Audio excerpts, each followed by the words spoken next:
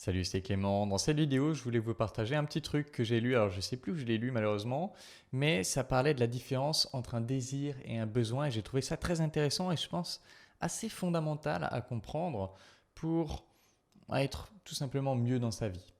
Alors, la personne disait la différence entre un désir et un besoin, c'est qu'un besoin. Ah, bah si, je sais d'où c'était. C'était dans la théorie de l'autodétermination de Ryan et Duffy. C'était dans l'un de leurs articles sur la théorie de l'autodétermination. Et donc, ce que disaient Ryan et Duffy, ils disaient que la différence entre un désir et un besoin, c'est qu'un besoin, par opposition à un besoin, s'il n'est pas comblé, on va tomber malade. Notre santé va littéralement se détériorer si ce besoin n'est pas comblé. Et c'est comme ça qu'ils en sont arrivés à déterminer les trois besoins qu'ils considèrent comme essentiels, que sont le besoin de relation, le besoin d'autonomie et le besoin de compétence. Alors, on parle bien sûr pas du besoin de nourriture, hein, mais voilà. Et donc j'ai trouvé ça intéressant parce que ça amène. Tu sais, des fois, on peut se prendre la tête pour certains trucs, alors que quand on comprend cette différence entre un désir et un besoin, ça amène à savoir si on doit agir ou pas. Je prends l'exemple de hier, je faisais mes courses, j'avais envie de M&M's, j'avais une envie forte de M&M's. Je mange très peu de sucre habituellement, mais si j'avais pas acheté ces M&M's, il se trouve que je les ai achetés, je dois admettre j'ai craqué, si j'avais pas acheté ces M&M's, ma santé ne se serait pas détériorée. Donc là, on est dans le cadre d'une envie. Par contre, on peut facilement euh, facilement voir dans le monde que souvent, suite à une rupture très violente, les gens vont tomber malades, les gens vont tomber en dépression, les gens vont tomber je sais pas, dans une période de leur vie qui va être très difficile pour eux. Et ça laisse sous-entendre que avoir des relations nourrissantes, c'est un besoin et pas un désir. C'est pas j'ai envie d'une copine, c'est j'ai besoin d'une copine. Parce que sinon, je tombe malade. Alors, il ne s'agit pas de débattre de est-ce que c'est bien d'avoir besoin d'une copine ou pas. Il s'agit juste d'être honnête avec soi-même sur où on en est. Est-ce que je désire avoir quelqu'un dans ma vie, mais si j'en ai pas, c'est pas grave, je me sens bien, ou est-ce que j'ai besoin actuellement de quelqu'un dans ma vie? Encore une fois, il ne s'agit pas de dire c'est bien, c'est pas bien, il ne s'agit pas d'avoir de jugement de valeur, mais d'essayer de déterminer ça.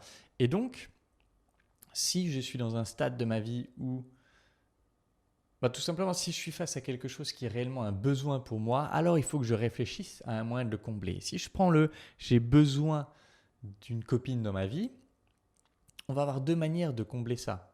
Soit on peut tout simplement faire ce qu'il faut pour avoir une copine dans sa vie, auquel cas ce besoin sera comblé, mais en même temps ce besoin sera dépendant du fait d'avoir cette personne dans sa vie, et donc on va être un petit peu chancelant. Soit on peut essayer de réfléchir à d'autres moyens d'aller combler ce que le fait d'avoir quelqu'un dans ma vie vient combler.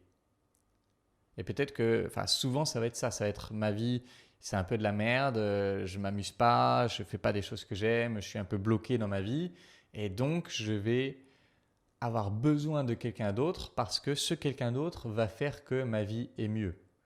Et donc dans ce cas-là, se construire une vie qui nous plaît vraiment, ça va mettre moins de poids sur l'autre parce qu'on aura moins, voire plus besoin de l'autre pour se sentir heureux. Et donc, on a déjà deux façons de combler ce besoin qui va être très physique qui va être émotionnel mais ressenti physiquement.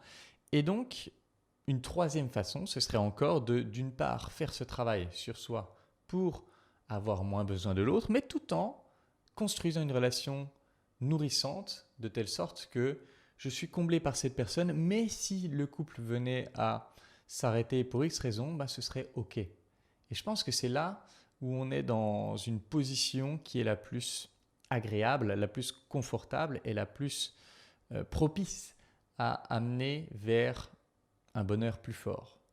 Donc, voilà, je pense que c'est nécessaire de comprendre la différence entre désir et besoin pour savoir quand je dois agir, donc pour combler ce besoin, et quand je peux, par exemple,